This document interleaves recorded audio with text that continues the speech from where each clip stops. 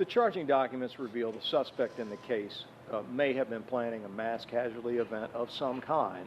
Can you provide any details about what that may have been about? Well, we simply don't know. We know we found the notes. The notes were basically a suicide type note with basically vague information about potential plans to carry something out. What that event was, what that mass casualty event may have been, we have no idea.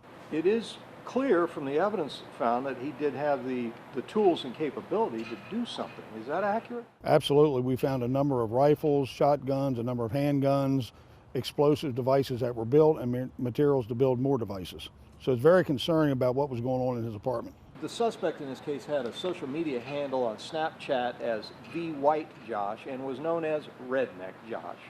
That makes people wonder about whether or not we may have stumbled into a white supremacy situation or something like that. Do you have any evidence on anything like that? Again, nothing we found so far lends us to believe there's anything to do with white supremacy.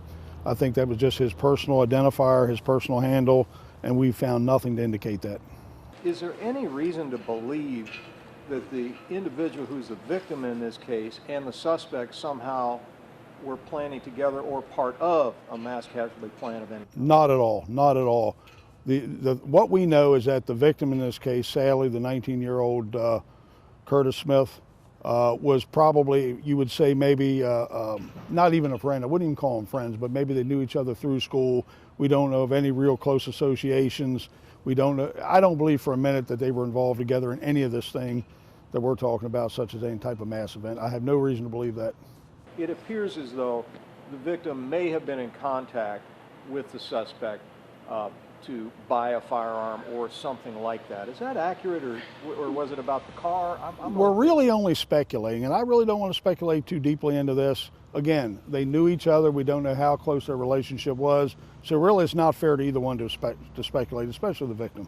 Could you describe for me the impact of this case in the community here? Really tragic. First of all, there's no reason whatsoever why a 19-year-old should take the life of another 19-year-old.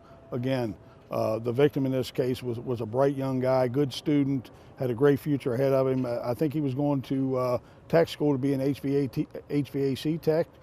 Good family, great family in the community. The other family, of course, now, they're also victims, a family of the defendant. So it's really sad, and the impact is just, it's all over the county. Everybody just doesn't know why. What was the motive? What was the reason?